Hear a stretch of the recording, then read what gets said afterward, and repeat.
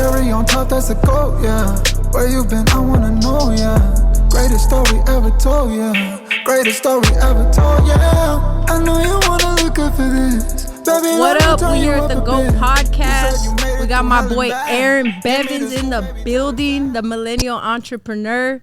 Today we're just gonna talk about entrepreneurship, levels in business, mindset, all that good stuff. Facts. And we winging it. We freestyling, bro. We're freestyling today. Hey, but Freestyle King right here. Come on, you already know the vibes. Let's go. Now I'm excited because every time we're even when I'm in your chair, like you've been cutting me up for what, 5 years? 5 years, probably. About 5 years.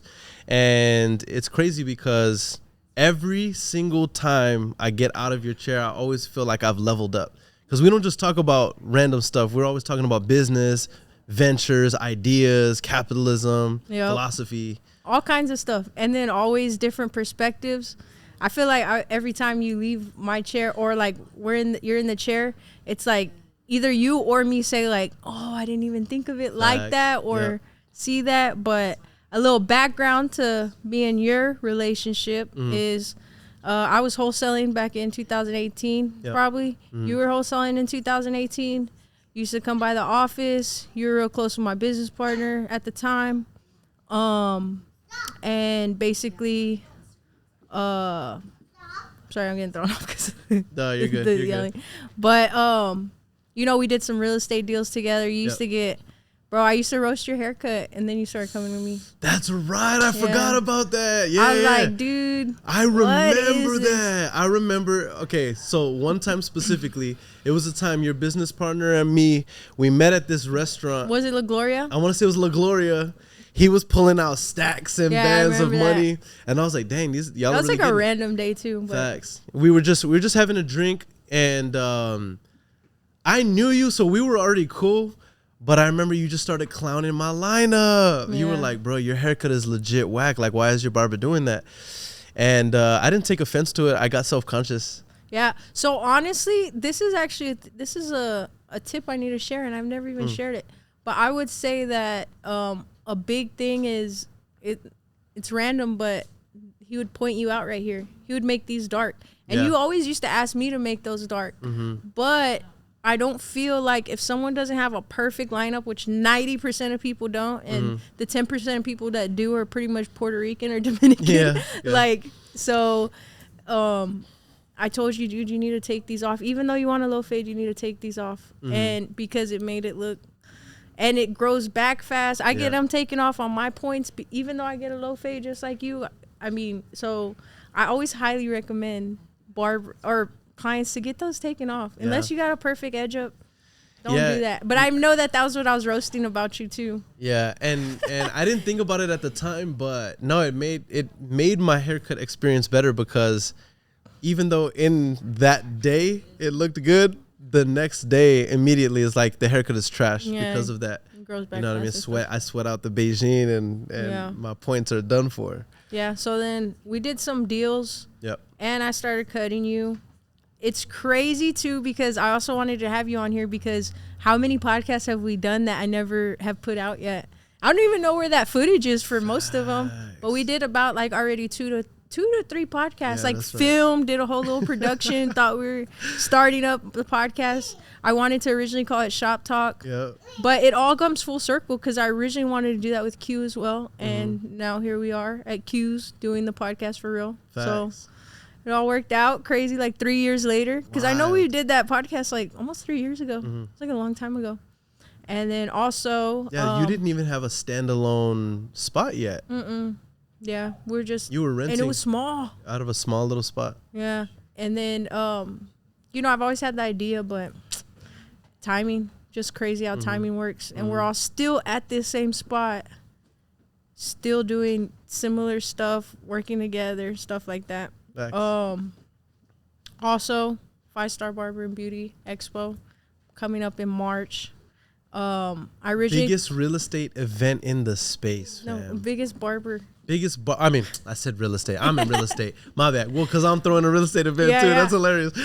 Which is a week before yours. Yeah. But which we should talk about, right? Our growth. But no, for you, biggest barber event. And then not only that, but the fact that it's not only the biggest event, but you're doing something that has never been done. At least I've never seen it done, which is you're doing a beauty battle. Yeah.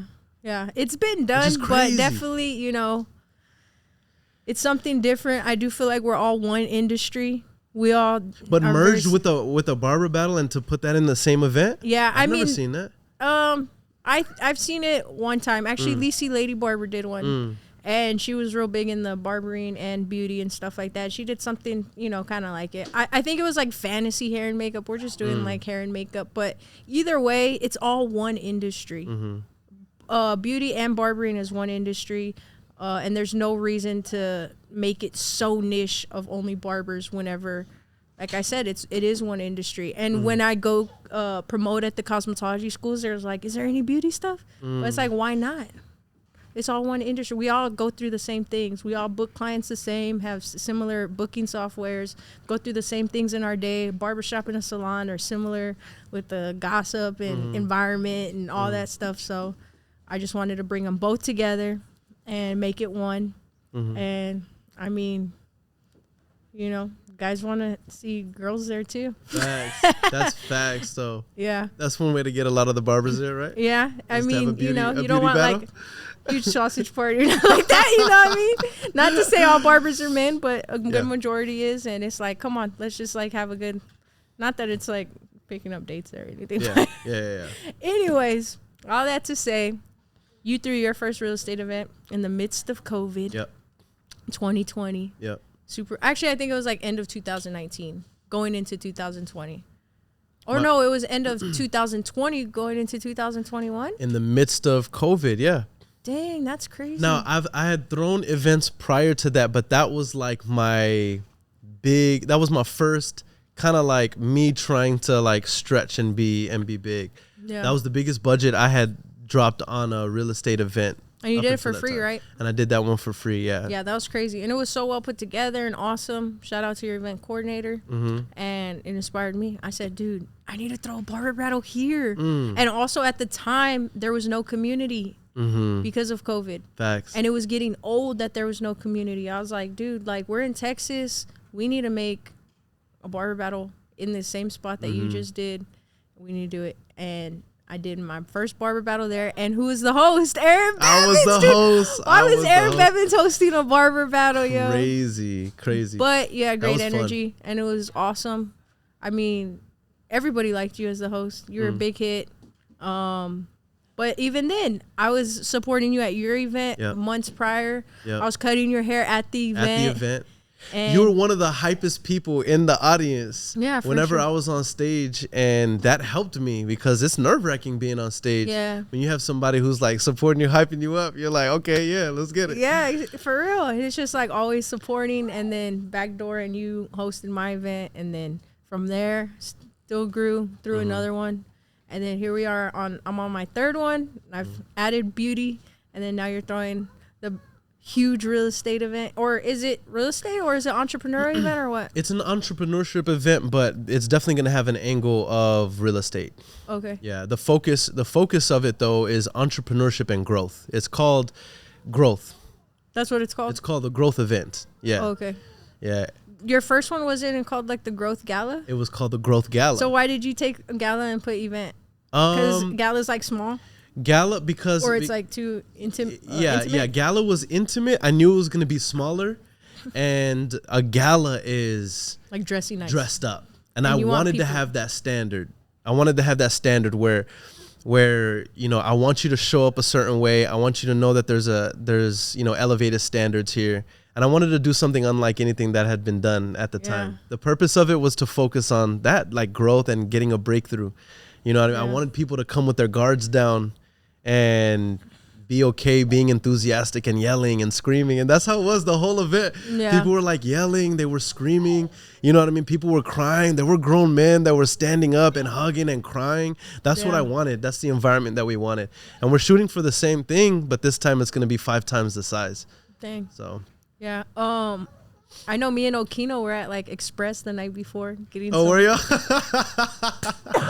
Getting suits. I remember you had the button up. Yeah. You had the button up with the slacks. I remember that. I'm like choking over here. You're good. Yeah, but I met him through your event. And he's like doing huge things. And he had got a haircut because he saw you with me all the time. And then just vibe, networking, building those relationships. It's crazy. So on your event, you took away the gala because you don't care about people dressing nice or what? Yeah, this time I don't. That's not the goal. This time I want people to come as they are, and we want higher volume. We want 1,000 butts and seats. So, and it's gonna be 2-day event now. So I don't feel like it's realistic to have a 2-day gala. You know, to be dressing up back to back. Is it on a Friday or Saturday? And Saturday? Friday and Saturday? It's going to be Friday and Saturday, March 17th, 18th, Friday and Saturday. We're going to have a VIP dinner where people can get dressed up to that. And then we'll have, like, the next day, everybody's going to be turning up at one of the hottest clubs in San Antonio. Desire. Crazy. Ooh-wee. So entrepreneurial event, but mostly centered around real estate. Yeah, it's going to be centered around real estate philosophies, principles. But we're focusing on the entrepreneurship side of it, which is it's the mindset, the approach, universal principles that apply, because whether it's real estate or barbering or beauty, entrepreneur is a person, right? And they choose their vehicle, right? And the vehicle is whatever product or service they want to provide. But what we find is that there's universal pain points that all entrepreneurs have to deal with. One of them is, at what point do I stop working in the business? At what point do I stop working in the business? Whenever I'm ready to scale my business, what are the 4 things in business I should be focusing on? And it's 4 things for everybody, whether it's you're in the beauty and barber industry, whether you're in real estate, whether you're selling lemonade. Business is universal. So we know real estate, so that's going to be the lingo that we're using, but the principles are for everybody. They're universal. So I feel like you always push that. The quadrants, you know, of entrepreneur or business owner, self-employed, all that. But you've been pushing that for years. I feel like from what I've seen from knowing you personally is like there is definitely like a major hump that like you preached that so much, and that was something you needed to overcome so much. And even when you were preaching it, you may not have overcame that obstacle, but it's crazy because when you can tell what you preach is things that you've gone through or are currently going through. So how did you make that transition? Obviously you studied a lot on it. You talked about it so much and you knew you needed to get there, but it's easier. Everybody knows they need to get there, but what are the main steps that made you go from being a self-employed to business owner or to the next level? Yeah, I think it was pain, 100% pain. Obviously, I always had the vision, and I wanted to pursue the pleasure of being a B quadrant business owner. By the way, for those that don't know, self-employed means I own my business, but if I have to work in my business in order to make money, right? That's self-employed. A B quadrant business owner means I own a process as a business owner that somebody else works for me, that other people work for me. So I always knew that I wanted to pursue that. That's like the pleasure, right? The goal. But it was pain that drove me to actually getting it done. Because I always wanted it, but I wasn't applying it like you said. I was always working in my business. And the pain was being in my business for 3 years and having to hire and refire people, like fire and then rehire people constantly. And every time you have to bring on somebody new, you got to go through another month of training them, getting acclimated. Then the next 2 months is feeling them out. Are they a good fit? And I realized, man, I don't want to have to keep doing this every 6 months, every year. It's the worst. Mm-hmm. So I realized, okay, I need to stop worrying about managing people and start focusing on managing my processes. I didn't even have processes. So if I manage processes, then one thing we know about humans are unreliable. Humans will call in sick. Humans, sometimes they have other interests. Sometimes they're disloyal. Humans cannot always be relied on unless you have like an amazing team. Because of that, we have to put in place processes, meaning I have processes for training. I have processes for onboarding so that when somebody comes into my company now and let's say they leave within a week, I can have them replaced because my processes are in place. I can have that person replaced. So the pain was just constantly having people leave and come back and then having to spend all that time. Once I set up my processes, now people felt more structure in the company. So now the people who have been with me, they've been with me for the last couple years. And in addition to that, the people who have left, I've been able to replace them within a matter of a couple weeks, as opposed to the 2 weeks plus a couple months of like getting them acclimated. Now that I have processes, that process can happen in 2 weeks. You know what I mean? So, and I was tired of making all this money and then not having any time to be able to enjoy it or the freedom to do what I want. I was still a slave to my business. I wanted to be able to leave my business, do what I want during the day, start another venture, go on to my ADHD desires. Yeah. You know what I mean? I want to build stuff, create stuff. Great. But I can't do that if people don't have any processes. And the best way to explain this is like McDonald's. That's the way I kind of build my business. It's like McDonald's, where the founder of McDonald's, Ray Kroc, his mindset was, I'm going to think about everything in advance so that my employees don't use discernment for anything. You shouldn't have to be making decisions if you work at McDonald's. Mm-hmm. This is the temperature to put the grease. This is how long to put the fries in there. This is when to pull them out. This is where to put them. Everything is thought. This is what you wear. This is when you show up. There's an SOP. There's a process for everything. So McDonald's actually, the real owners of McDonald's, the McDonald's Brothers, before Ray Kroc took it, they actually built out the system of like the process of the kitchen, the back kitchen on a basketball court. Mm-hmm. They sold, guess how much they sold? They would sell that to other fast food restaurants, like that blueprint for like $900. Crazy. They were like, that's crazy. I mean, obviously it's like, 1950 or something. I don't know. It was like a long time ago. So it's like, what is that equal to now? Either way, it's invaluable. Facts. They created fast food and the Facts. processes of fast food and that word, like it's really crazy. But I just saw something on that. But so another thing is, we know each other for 5 years. I've seen you go from wholesaling to building a community to throwing an event to now building, VA businesses, mentorship businesses, throwing bigger events. Was all that planned, or is that just a creative visionary in you of taking opportunities as they come? Like when you get stagnant on one thing, you're like, I gotta create something else. And it just all comes, like you just take the opportunity as it comes to you in your mind. Yeah. I think overall what I've done is definitely been planned out for sure.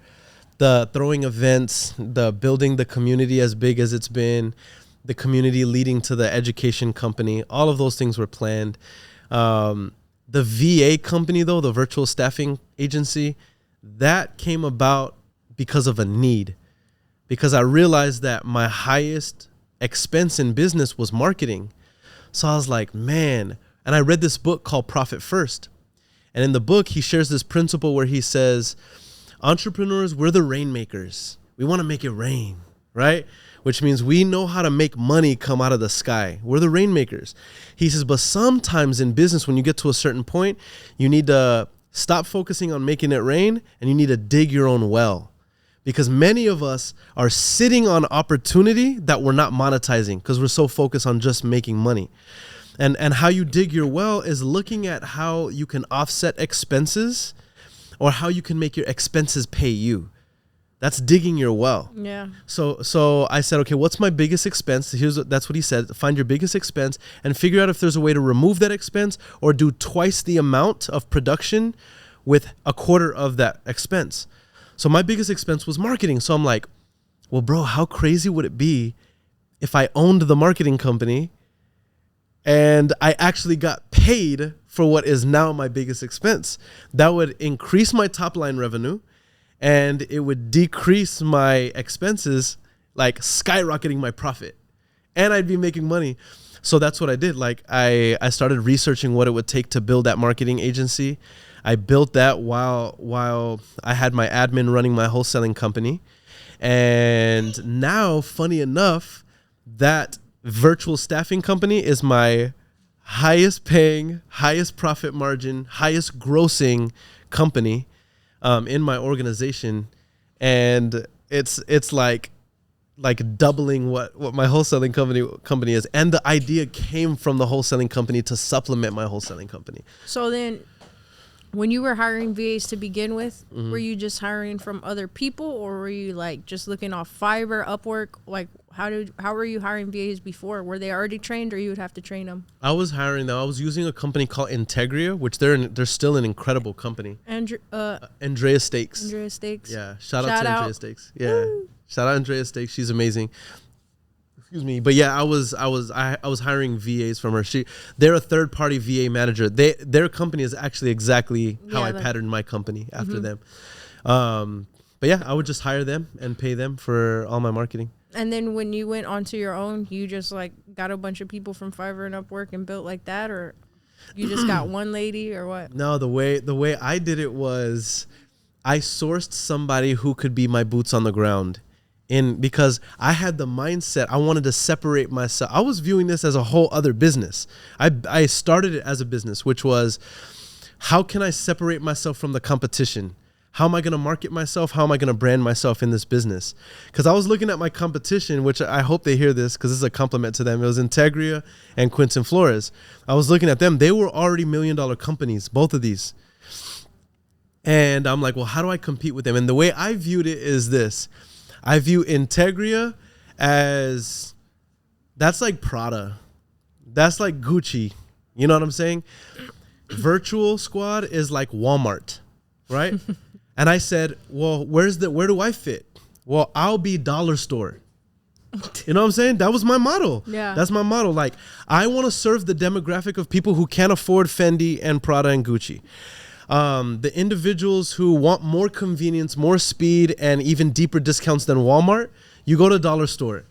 So that's why if you look at their prices, I was thinking, how can I set myself apart? So I want the cheapest prices. So what I started doing is, and I was like, how to do that is I can go to the lowest income part of the country to where I source my VAs, and I'm going to call my company Standard VA after Rockefeller.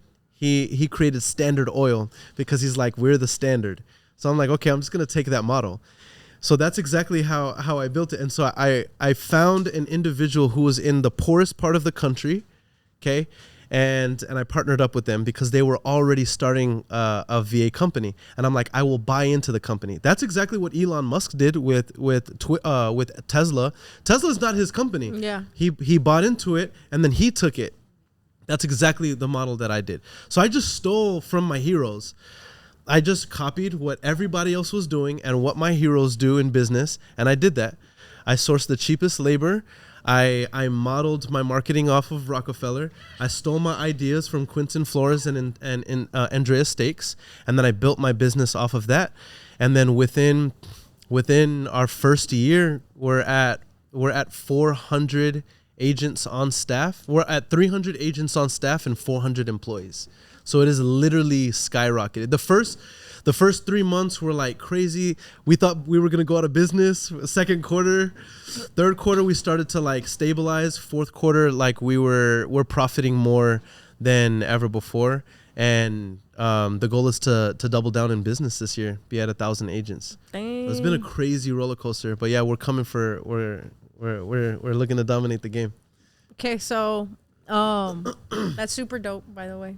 Also, I feel like that happened out of nowhere. Like, I feel like there was a time within this 5 years we've known each other that it was like a good while that you were just like under the radar. Facts. And it was like, what was that, like a reset or? Yeah. Like, yeah. Oh, there was a major reset because I grew so fast, Cherry. My first year, 2018, I did $500,000 in assignment fees. No processes, no transaction coordinator, just grinding. I had an Annalise, but even she didn't know what she was doing. Yeah. You know what I mean? I didn't know what I was doing. You know what I mean? So we were just learning together. So no processes, no nothing. Then on year 2 of business, I started building the community. The year 3, I started throwing events. So in 2020, by the way, 2018 was my first full year in business. I started wholesaling in 2017. So by 2021, by the end of 2020, going into 2021, I had a nervous breakdown.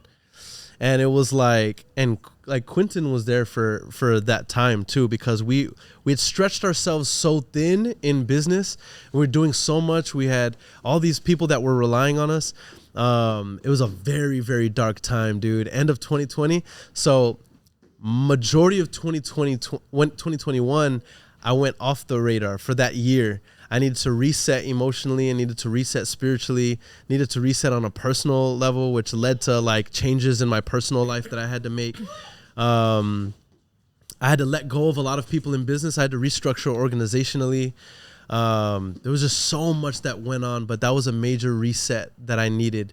And I think that I also needed to reevaluate what my values were, because I realized that I had built so big so fast, but I wasn't happy with my business. I wasn't happy with the people who were around me. I had fallen out with good people. You know what I mean? I had a business venture that failed, a community, another offshoot community that failed. That was going to be a community like the one I'm building with Quentin Flores right now. Was Superhuman or? It's another one. It was an offshoot of the Superhumans called Flight School. And I built it with some other leaders from the Superhuman community, and it was a flop, dude. It was bad. It was just really, really bad, and ended up not falling out in a bad way. I talked to them, and I love all of them, but it was like, this business venture is not going to work. Yeah. You know what I mean? So all of that was happening at that time. So I took about a year, about 9 months. And what would you say, like, nervous breakdown? So, like, what does that consist of, and then how do you get out of it? And then also, how can you just go from, doing really well, nervous breakdown, and then still doing really well? Like, how do you never, like, you do drop the ball, because I know that even then you said the VA wasn't doing good at first and all that stuff. So it's crazy, because what we're talking about right now when I was cutting your hair, it's like, we go through these things, and everything we're building right now, we could have already built. Mm-hmm. But why didn't we? Mm-hmm. So then it's, with you saying you have a nervous breakdown, it's how did you get out of that and still just build? And even more confidence now. Is it because you went through that? You have more confidence? Like, now I could do anything. I could build anything from anything. Or nothing could ever fail, almost. Yeah. So, like, how do you even get through that? And what was the process of that? Yeah. Because you say it, like, lightly. Like, I had to redo my whole organization and this and that. That's, like, not small things, Yeah. It's, like, really big things that you have to do. Mm-hmm. It's, like, how do you even do that? Yeah. How could somebody even pull themselves out or without almost, it seems like only from the outside looking in, and I understand that, because people see that from me too, and I've gone through my own tribulations, but how can it make it look, how can you just be as more successful coming out of that? Yeah, I think nature teaches us lessons, right? So, like, I think when you asked that question, my mind immediately went on to, like, physically, muscle needs to be broken down and ripped in order for it to grow back stronger. And so we have to, like, I think theoretically we say we could have accomplished these things 3, 4, 5 years ago. Why didn't we? I don't think we were strong enough. Even though we were capable of the ideas and pursuing it, I don't think we were strong enough to handle the success, because as goofy as DJ Khaled is, he says something. He says, everybody wants success, but they can't handle success. He's like, I can. And what that means is success comes with a lot of stress. Success comes with a lot of pressure. Success comes with a lot of responsibility. Successful people just make it look easy. So what a nervous breakdown looked like for me was, I came home one day. It was after Closers Olympics. I came home late. Okay. The person I was with at the time comes to the door, and they were upset because I got home so late. I blacked out. I started screaming. Yeah. And by the way, this is not my character. This is not who I am at home. This is not who I am ever with my friends. This is not me. But I started screaming, yelling, profanity, cursing, you know what I mean? And I ravaged my whole house. Like I was like pulling pillows off, and just like out of a stress relief, like I remember like pulling the microwave out of the socket and like throwing it across the room. I was like throwing glasses and stuff, and it just felt so good to release. And I was just yelling and screaming. And then like after about like 3 minutes to 5 minutes, by the way, my lady at the time, she like goes into the room and locks the door. You know what I mean? Which I felt bad afterward. Like, dude, like I don't want to scare somebody like that. That's ugly. And I wasn't being violent or anything, but I just like, it was like a nervous breakdown. Like I was just, I don't know. Like that's never happened to me before, where I just, and I wasn't angry. I guess it was just all that built up, pent up stress, the exhaustion, the overworking. And then it was all I needed was to be greeted at home late at night by, confrontation. And that set me off. It was just like lighting a match. And so like after the 3 to 5 minutes, I'm like sitting there and I'm just like breathing, and I'm like, bruh, what did I just do? Because you come to your senses. Yeah. And I was like, something's got to change. So I left. I didn't even say sorry. I left, went to sleep at my office that night. And nobody knew about this at the time. Even like Q didn't know about this until like months later, whenever I told him. I was ashamed that this had happened. But at that moment, I was like, man, I need to reevaluate. Like, this is not it. This is not okay. Like, I didn't feel in control emotionally. And so that's when I was like, okay, I need to something has to change. And I knew what it was. It was that I was overcommitting, stretching myself too thin, and I wasn't seeing the reward for what I was doing. Yeah. You know what I mean? So I was starting to resent the hard work. You know what I mean? So that's what moved me to, all right, the pain of that, and the pain of like me thinking the pain of letting this go without changing anything is more than the pain that it's going to take to restructure, reorganize, and get my values together. So it sucked letting people go, firing, changing my business model. But I'm like, this is better than if I were to leave my business alone. That was just a first symptom. That was the first red flag. You know what I mean? I didn't want to know where that was going to take me later. Yeah. You know what I'm saying? A big thing you said is you were working so hard and you didn't see the reward. So you were resenting the hard work. Yep. That's like a huge thing in entrepreneurship that I would say that is a huge stressor. And also that's what will make other people not understand you, because you can be doing something and they're saying, why are you doing all this? And it's almost like I could say that, like I could say my sister probably, she kind of like, I've been working hard since I got out of prison, dude, like grinding in so many different ways. Whatever it was, it all towards success. Like I've obviously wholesaled, and barbering, and opened up my own shop, supply store, online stores, events, this, that, even then the first events like weren't monetized, didn't make any money off them, stuff like that. And everybody's like, why do you do this? Yeah. Why do you do this? Like why aren't you rich yet then? It's like, if y'all only knew, we building out here. Also, something else is like, I was thinking this today, actually, for the first time this ever, mind you, I'm kind of going off of what, you had, but that phrase right there is crazy. And it's like with social media, I'm blown up. And a lot of people tell me stuff all the time, right? Yeah, you blown up or whatever. And even messages. It's really gotten crazy this last year for sure. This is the only time I've ever put focused attention on it though.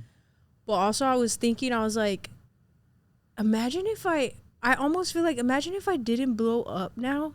I would look at if I saw another barber like me putting in the work that I put in and hadn't blown up, I'd be like, what's wrong with that person? Like, there's no way I couldn't have, based off all the work. Like, everything has met at a certain time, and it all is paying off now. But it's like you go through so much, And I guess that's why it's easy now, because of all that work that we thought wasn't paying off in the past is now paying off. And it shows, and that consistency shows. Yep. And, you know, the enthusiasm never wavering. Yep. You know, all that stuff. But it reminds me of that quote that says, times are not going to get easier. Business is not going to get easier. You're going to get stronger. Yeah. It's either one or two things going to happen in business. Either you're going to get stronger or this is going to crush you. But there's no middle ground in business. So that's crazy that you were just that vulnerable with me right now, because I've never heard any of that. And you know what? I feel like it was a huge, like, mind you, that's another thing that love about the barbershop, right? You could fall off the map for a year, come back in, and we don't miss a beat. You know what I'm saying? And even then, I'm not going to pry, right? I'm just going to be like, what's up, dude? What you been up to? You know, and you could be as vague with me as you want, or as trill, and we could just be off positive vibes, but that's dope. That's dope. That's crazy that you're just saying all that on camera. You never even told me behind the chair. What the heck? Yo, that's wild. I don't know. The camera be making me vulnerable. Them straight up. Man, y'all see the side of Aaron I ain't never seen. But yeah, that's cool. That's so 100% truth though. Okay, so that situation right there was kind of like, you said yourself, like, basically nervous breakdown, whatever, and it all stemmed from the confrontation before. You already all built up behind all these things in business, and then a personal relationship took you to that level of overboard. And then from there, you also said you needed to, you know, change the people you were around, whether it be that person and or other people in your organization and stuff like that. How do you know when a relationship is not serving your entrepreneurial journey? I think it's pretty easy to detect. I mean, we know that we're an average of the 5 people we spend the most time with, right? I think the context is important. So, in my friendships, I'm only friends with people who are entrepreneurs and intrapreneurs. And some people might say that's a little bit extreme, but by the way, let me just say this too. I also don't use the word friends lightly. Most people use the word. I thought you didn't have any friends. I honestly don't have many friends. I thought you didn't have any. I have very few. I think people use the word friends too loosely, in my opinion, because you're going to be like, this is how important friends are. You will become them. Yeah. That's how important they are. So I think people use it too lightly. Like, I think a lot of people like view me as a friend, and you're I'm like, we're not friends. We're not friends because I don't want to be where you are. So we can't. And it's not a bad thing. Maybe they view it as a bad thing, but I have a goal and I only have one life, right? So in terms of friends, I know if you're not serving my entrepreneur journey, if you're not an entrepreneur, because you're not going to be one of my friends. You know what I'm saying? What do you think about the phrase, if I can't make money with you, I can't be friends with you? Is that extreme? I think that's a little extreme because I don't make money with all my friends, but I do know this. I make money because of all my friends. I do make money because of all my friends. But we might not be able to make me together. I have a handful of friends that we have never done business together, but because of my friendship with them, I've made hundreds of thousands of dollars. Yeah, and even then, maybe not make money together, but just, I guess you could just say add value to your. That's a given for me. Like if we cannot add value to each other, then why would we be friends? I know, that's wild, right? We could never be friends. Like that is what friendship is. Yeah. That is what friendship is. You know what I mean? We're providing value and we're loyal to each other based off of a code, but the underlying code is that we're providing value in some way, shape, or form to one another. Yeah, and then also Kanye said the connotation of people being used is like super negative. Yeah. But he says it's only negative if you abuse, misuse, or overuse somebody. But if you can't be used, you're useless. Oh my God! Oh! It's funny that you said that because in my mind I was saying, why is there a negative connotation about being used? Because I want to be useful. Yeah. I want to be a useful human being.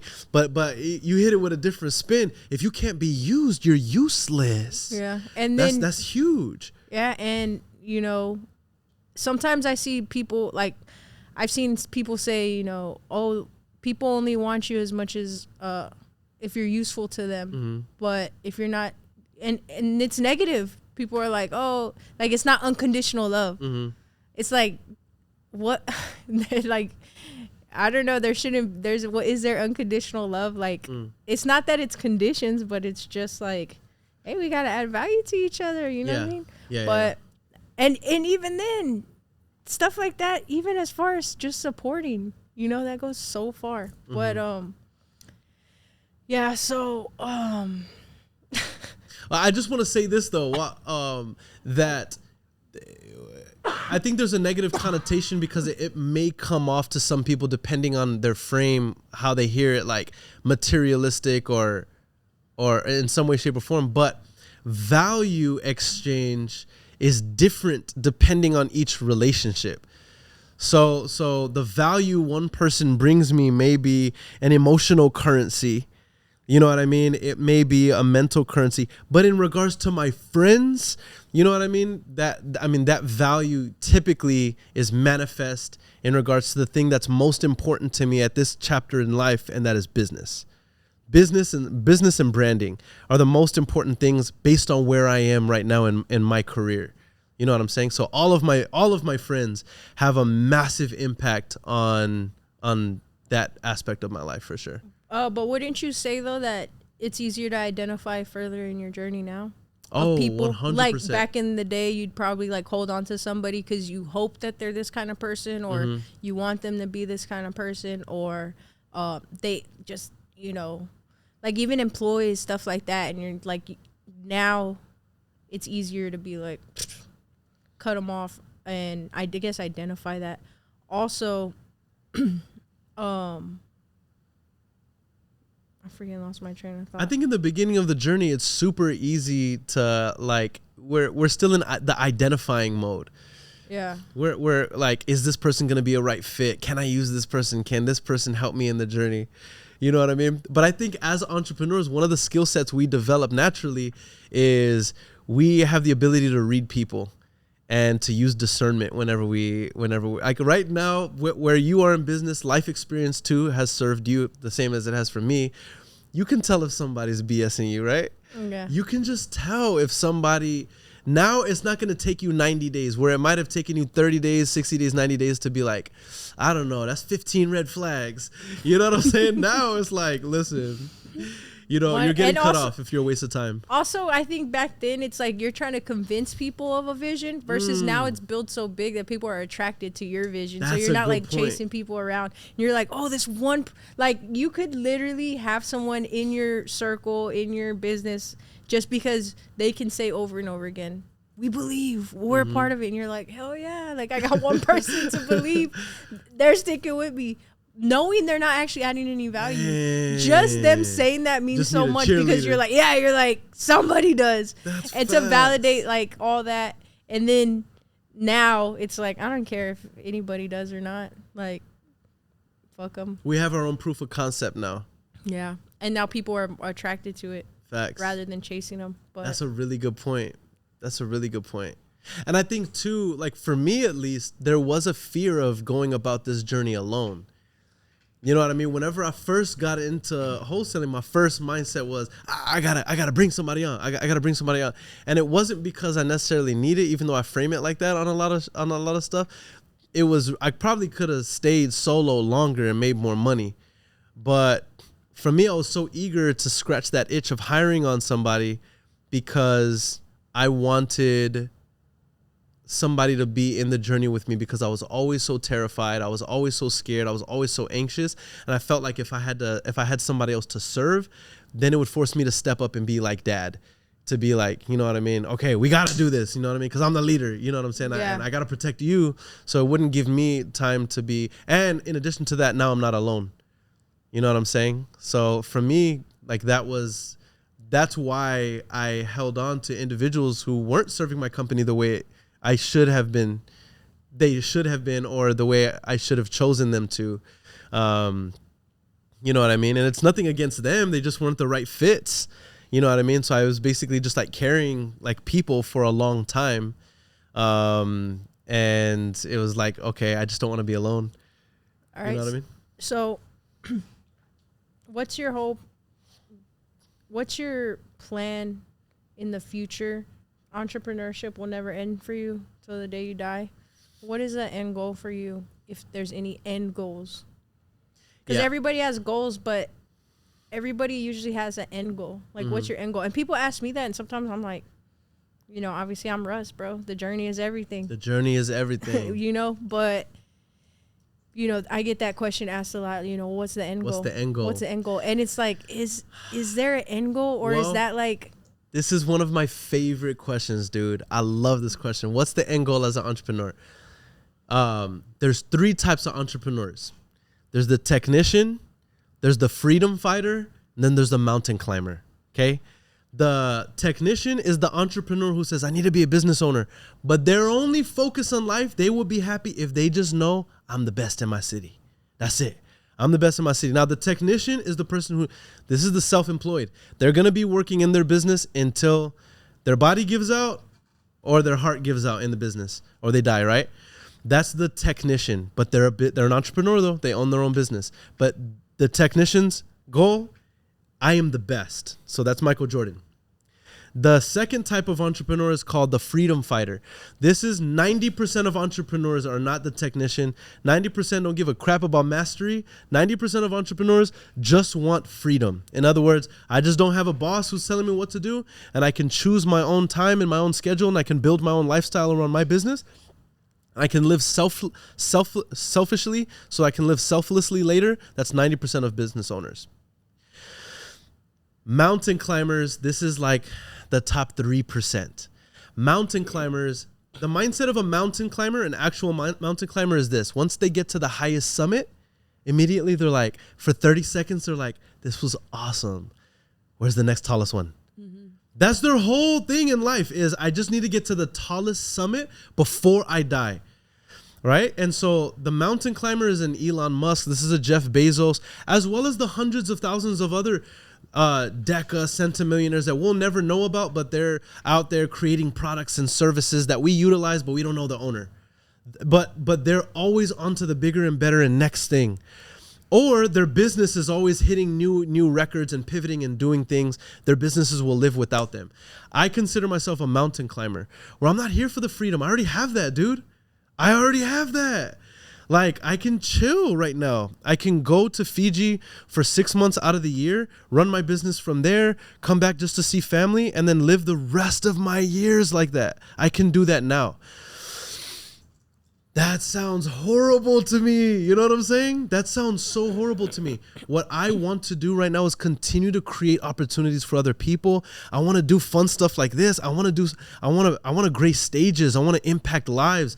I want to build communities. I want to create products and services that make life easier for people. I want to create a legacy so that whenever I'm gone, people are like, dude, we're grateful that dude Aaron did that, whoever he was. You know what I'm saying? I'm a mountain climber. So I say all of that to answer your question in the terms of, like, what's the end goal? I have all these milestones I want to hit. I want to be a billionaire by the time I'm 58 years old, $1.5 billion net worth by the time I'm 58. I want to sell my current mastermind for $50 million in the next 5 years. But okay, I'm a billionaire at 58, then what? I don't give a crap, dude. We're going on to the next level. You know what I mean? We have to build and do more. So until I'm no longer able to function, I want to be making impact. I also feel like there's chapters in life. Like right now I'm building. I'm already out of survival mode. Now I'm into creation mode. I'm creation and building mode. Like I'm setting up for the future to impact millions and millions of people. Into my 60s, I want to enter into my 60s as a billionaire, because that chapter of life from my 60s to my ending, hopefully I get to live to be at least 105. You know what I'm saying? Worst case scenario, I'll settle for 85. You know what I'm saying? But I want to milk this life, dude. I want to milk it. Even if those years I can't use my genitals, you know what I'm saying? I can't use it. You know what I'm saying? I could barely walk. I still want to be able to see my grandkids. I still want to be able to see the world, what's happening. I still want to be alive as long as possible. So from 60 to 85. I said his genitals. But if God blesses me and I can do 60 to 100, dude, that's 40 more years. That last chapter of my life is all for impact because I'm a billionaire. All of my wealth is given away from 60 to 85. This is how I imagine it in my life. So there's not going to be there's no end. Like I want to keep going and growing until I'm out of here. You know what I'm saying? What's a work-life balance for you? Work-life balance is cyclical. Like I heard a quote from Jeff Bezos. He said, there's no balance. Sometimes people they say balance. First of all, when people say balance, there's two types of balance. There's scale balance, and then there's like nutritional balance. Scale balance, there's no such thing as balance. Because scale balance, imagine you have two scales, equal parts gold, equal parts silver. It's balance. There's no such thing as balance in life. You can't sleep for the same amount of time you work and exercise the same amount of time you're having sex and, entertainment the same amount of sleep. There's no such thing as balance. That's stupid that people even have this idea. Now, nutritional balance is different. Yeah, you need this much of this. You need this much of this. Need this much of this. So in life, in terms of work-life balance, like it's not like if I'm working, I will work for 12 to 15 hours out of the day. If I'm waking up at 5, I'm going to be working for 12 to 15 hours of the day. That still leaves more than enough time for my love life. That still leaves more than enough time for me to work out for 45 minutes a day. That leaves me more than enough time to handle my spiritual routine daily, 30 minutes a day. So that those are my big needs already. I'm spending the majority of my time in business and capitalism because that's what I want to do with my life.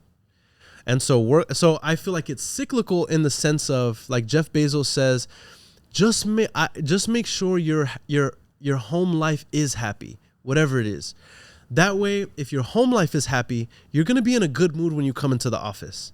And he says, whatever you do, go out of your way to make sure your work life is happy. That way, whenever you go home, you're in a good mood. And it's not going to be like that every day, but at least we can have an overall cyclical balance. That's all. I feel like it's cyclical. So I make sure that my office is the way it looks is the way it makes me happy. The people I work around are the people that make me happy.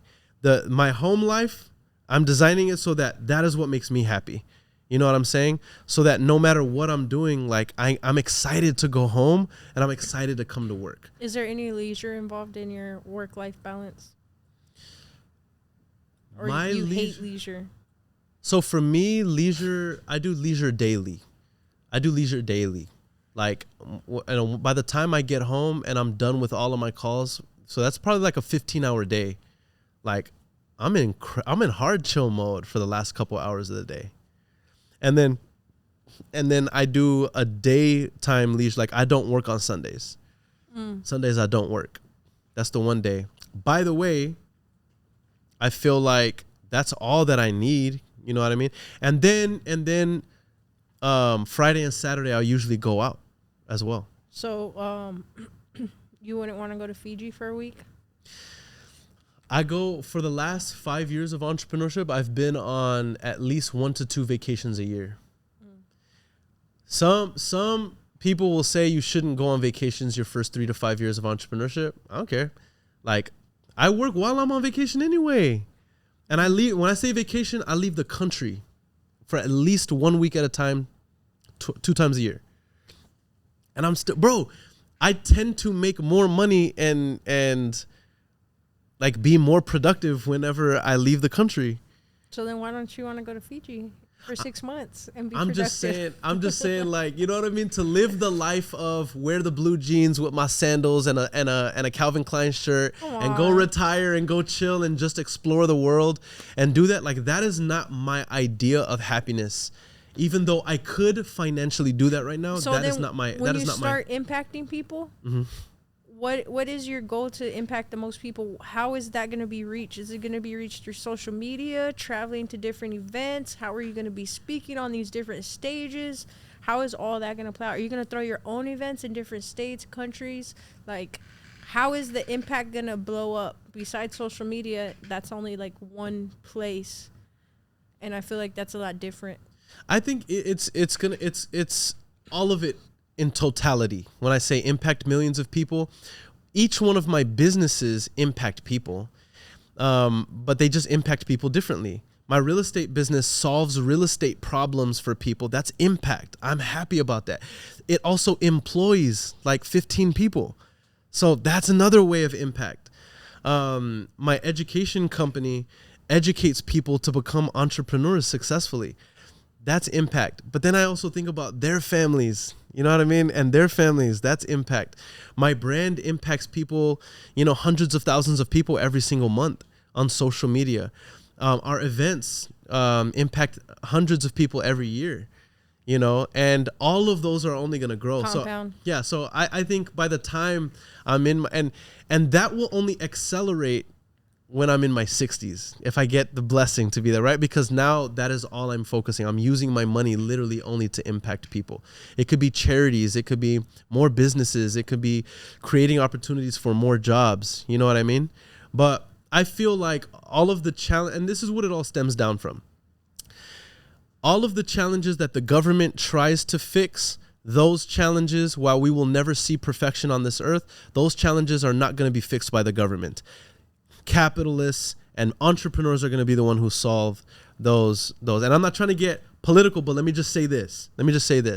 When people were marching during like the BLM movements and all of these things, and people were marching and people were, it would irk me because I'm like, I get what they're doing. It's just that I know you walking down the street and Not holding solving picket one signs problem is in the not whole going world. to solve the problems. Facts. You know what's going to solve the problems? You got to go become an entrepreneur. You got to raise private capital, and you need to hit these people where it matters, and that's money.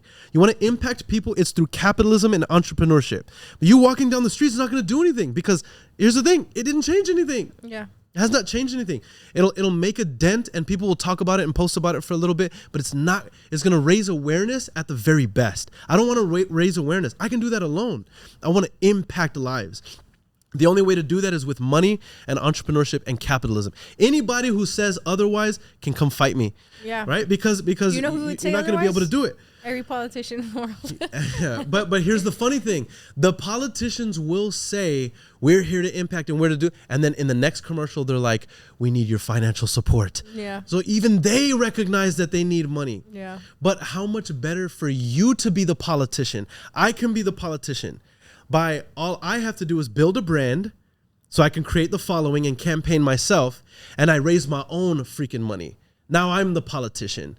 So I don't have to, and I don't have to go through all of these people's red tape and yellow tape to be able to impact a bill or something. I can raise the capital and create my own culture and lobby it myself.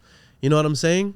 So that's why I have this mindset of. By the way, my dad always used to tell me this. He was like, man, dude, if you weren't in business, you would have been a social activist. Because I care about this stuff, you know what I mean? It's just that I think politics is stupid, and I think that the way people go about doing things is dumb, and I think that entrepreneurship and capitalism is the way. So where do you get? Okay, sorry. Where do you find the content to consume and the books to read and things that you're interested in? Where do you find those? How do they just come up? Do you just see them on certain people's pages, or a mentor tells you, hey, read this, do this? How do you stay sharp and keep learning on things that pertain to your field regularly? On a daily, on a weekly? How, because it gets to a certain point. I know when I got out of prison, I went straight into entrepreneurship. I started looking up everything.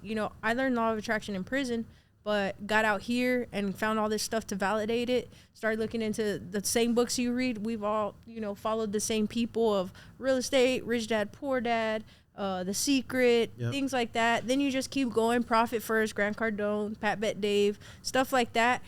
Where do you keep finding more and more? How do you find that content? How do you keep, that routine to keep consuming content, knowledge on a regular daily or weekly basis?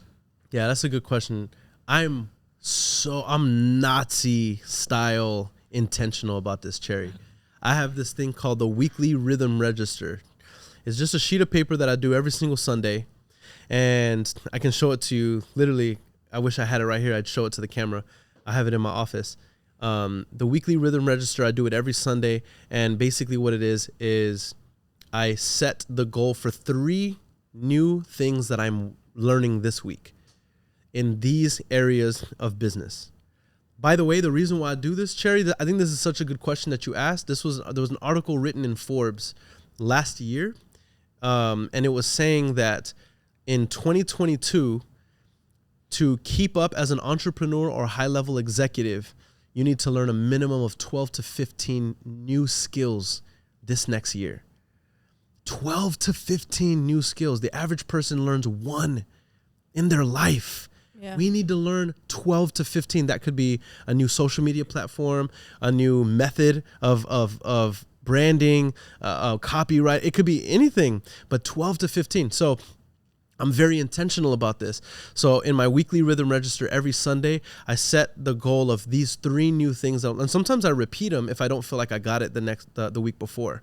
And even then, you write down those 3 new things you need to learn. Yep. And then what? You just Google YouTube. Google YouTube. Those things and consume as much. I'll find whoever the players are. I want to know who the successful players are who are teaching this skill set and these principles. And then I want to know who they learn from. I learned this from Patrick Bet-David, actually. He said, whoever your mentor is, study who your mentor studied under. They had to study under somebody. You know what I'm saying? And that'll take your knowledge and your skill even deeper. All right, I got a couple more questions. One, how many mentors have you had? And then also versus how many have you paid for? Oh. And then who do you feel was the most influential mentor you had? Throughout my career over the last 5 years, in life, I've had probably about 8 to 10 mentors, about 10 mentors. I've paid for 5 of them. The most impactful one in my life was my grandfather. And I'm not just saying that, to be mushy. He was a legitimate mentor. Our relationship was that of a mentor and mentee, because I was very troubled. He was a missionary, so he was a teacher, and I was never close to him. I was getting in a lot of trouble. I was selling drugs, doing things I shouldn't have been doing, things I never talk about because it's not really my brand. But I was doing things that I shouldn't have been doing, but I wasn't happy. So I opted to go live with him for a summer, and he would wake me up at 5 a.m. in the morning to go outside and dig, because he lived in the country, and he would just be talking to me about principles.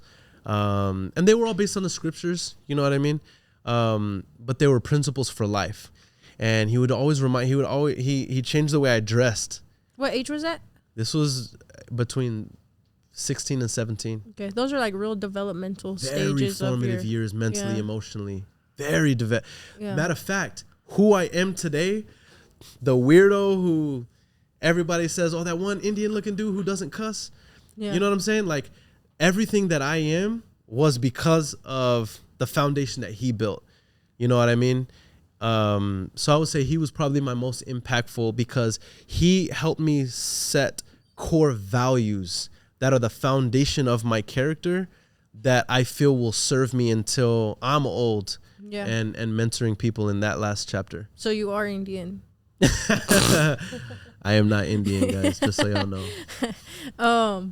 Okay, and then the last thing is, I'm not going to be cutting hair at 60 years old. Yeah.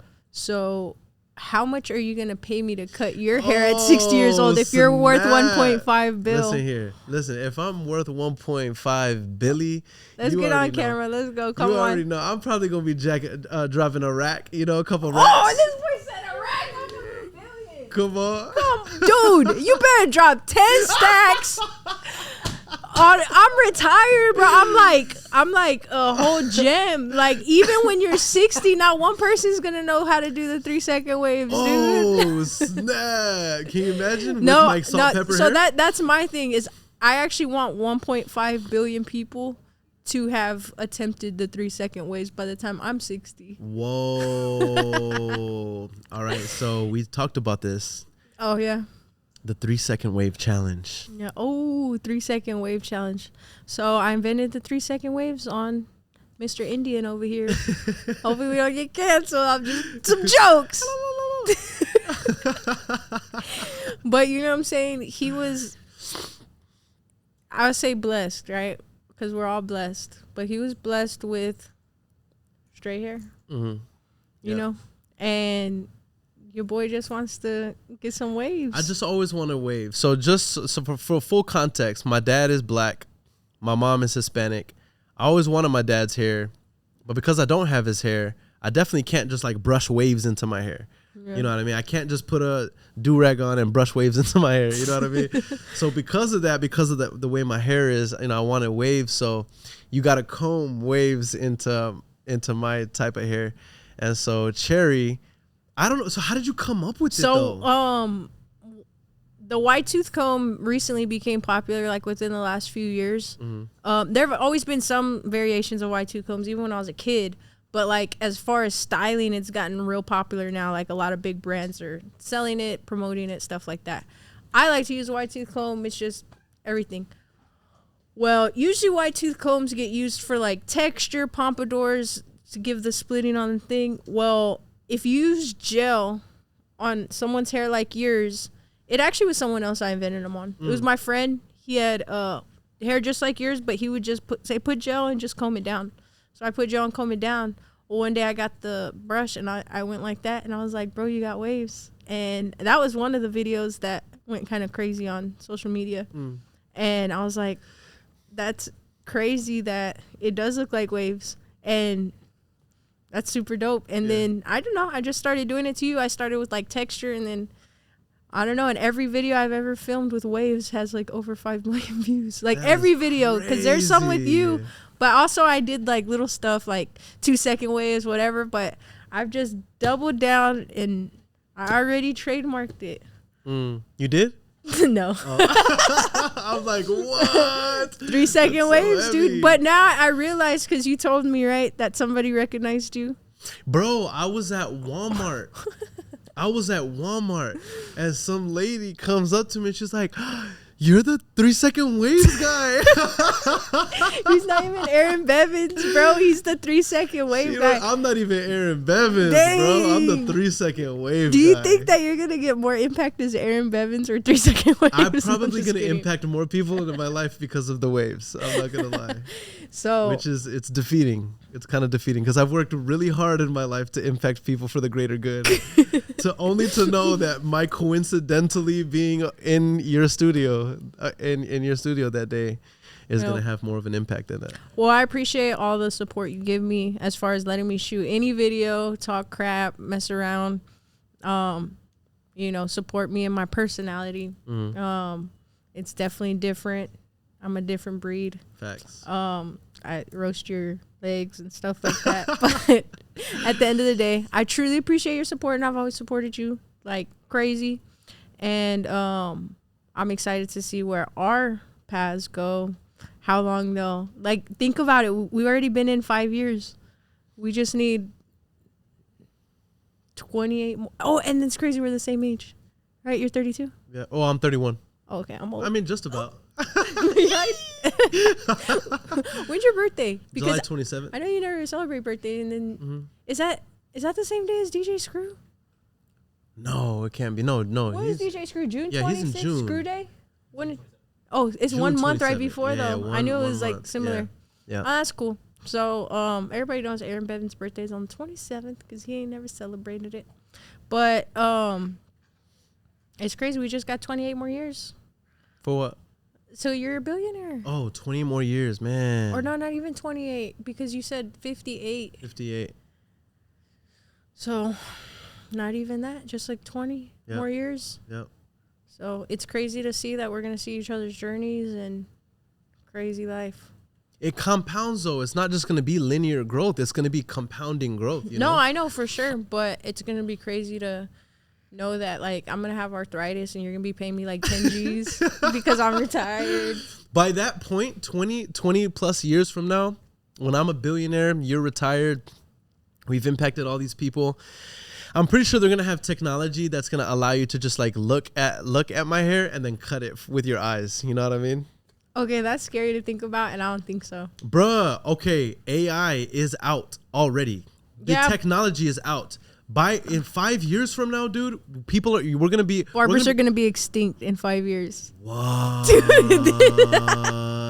Hell nah. Because you know what? At the end of the day, the human touch, right? Yeah, not even that. It's the like half of my clients probably, I mean, they all come to me for the cut consistency and stuff for sure. I mean, obviously if I was giving them crazy edge ups and stuff, they wouldn't come. But it's also just the vibe. Yeah. It's a whole vibe. They want to come. I gotta tell you. No, for real. Because for me, I don't even come just because, I always tell you this, like, I come once a week because it's therapy for me. Yeah, that's why I charge so much, because I'm like half a therapist. Not just kidding. Facts, though. But yeah, it's therapy, and also even then sometimes I'll hit you up. Hey, I don't do it that much now because you come so often, but if it hadn't been a while, I'll say, what's up, dude? Like what? Even today, like it hasn't been that long, but we did have a long break of even when you were coming, it was more, I was rushed. It was holidays. We're just in and out. We're not really vibing. But like I said, come over here, cut you up. It's not about, I don't know. It's more just like the vibes, especially if I'm around too many people that I feel, because as a barber, you don't get to choose your clientele, like, to the most extent. You just raise your prices to a certain point and hope that only bosses can afford them, so that you can get higher level people around you. But sometimes you absorb a lot of people's energies, emotions, could be negativity. I really shut that off. I don't really open up to that, so they'll kind of, if somebody does come in with some negativity to my chair, I'll kind of like just be quiet, and they'll kind of get the hint, like I'm not really going to engage with that because I got to absorb all that on a daily basis. But the barbering's never going to go away because of the relationships. I feel you on that 100%. For sure. All I'm saying is this: 5 years from now, we will be able to experience the world through like cyborg type of glasses that will allow us to like interact with the world around us. You know what I'm saying? Yeah. What do you think about that though? I feel like people, cause like, okay, so they have the Meta, right? Is that the thing that goes on your head? Yeah. Yeah. Whatever that is that goes on your head, and it's virtual reality, right? Yep. That's what it is, or whatever. I would say I'm one of those people that is like anti. Yeah. I'm not putting that shit on my head. I don't care if the whole world is walking around with some shit on their face. I think I will never.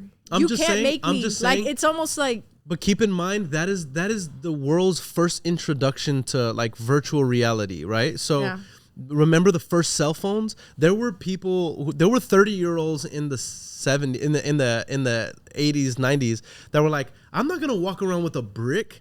You know what I mean? But okay, just let the technology advance a little bit. Now those same people have iPhones. It's just and glasses. Stuff. That's what I'm saying. Versus contact lenses that make you a cyborg. Dude, they're talking about They're talking about technology that allows you to like look at this. What's a cyborg? A cyborg is somebody who like. I thought that was someone with one eye. Yeah, like but one eye, and then it's like it's like a robot eye. You know what I'm saying? But imagine if, look, this is the power of this. This is 5G technology. Like, I can look at this camera and I can be like, how much is this camera? And then right next to it, like Amazon will come up, and I can shop right here, and then using my gestures, or I could look on this wall and be like, project my itinerary, and I can look at this, and because it'll project my itinerary on the wall, and then I can like operate like Iron Man. Like, they're talking about that sort of technology in the next 3 to 5 years. You know what I'm saying? That's crazy. Yeah. And I think it's going to change. I mean, I know it's going to change the game.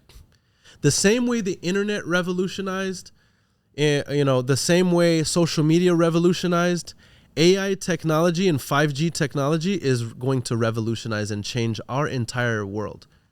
You know what I'm saying? Right now, the way we are is primitive and caveman compared to where we're going to be in 10 years, I believe. That's how fast. By the way, let me just say this one last thing. I think we're going like way off. But yeah, probably. I always feel like that, but then it ends up not really being that bad. Technology currently has a half-life of like 24 months. In human history, it's always been something like 3 to 5 years. That means if a new game-changing technology came out in 1800, that technology is not going to change for 25 to 50 years. If a new technology came out in the early 1900s, it's probably going to change in the next 5 to 10 years. Right now, technology has a half-life of 12 to 24 months. That means immediately after something is renovated and renaissanced and redesigned, it's 12 to 24 months before it's going to be completely changed. And that's in the slow-moving aspects of the world, like medical and finance. That's in those. What they're seeing is that, you know, our world is going to be completely different in the next 10 years because of how fast technology. And I don't think that it's something to be scared of. I think entrepreneurs are always going to thrive no matter what. Because the way we view it is, okay, this is what's happening in the world. These are the problems. How do I solve the problem and make myself the bridge between, you know, the person and their problem, and we make money. So no matter what, we're going to be creative. We're going to innovate. We're going to work and pivot with what's going on in the landscape, and we're going to make money. Dope. All right, bro. Well, thanks for being on the podcast with me. We talked about some trill stuff. You claim that it's going to be the most viewed? Most viewed episode of the season. And also, you're my first non-barber, and you might be my last non-barber of the season. No, there might be like one more, but for the most part. You're like, this was such a sucky podcast. No. I will never bring on non-barbers again. No, I'm just I mean, I think that your next level, and even then, I remember my first podcast that I did with you, those other two, I was like, nobody's going to be able to be on this, dude, like on your level to understand even what you were saying at that time. I do feel like my audience is a little more advanced now, but we'll see. Yeah. But thanks for being on here with me, bro. You already know. Let's go. Go podcast out. Follow, subscribe.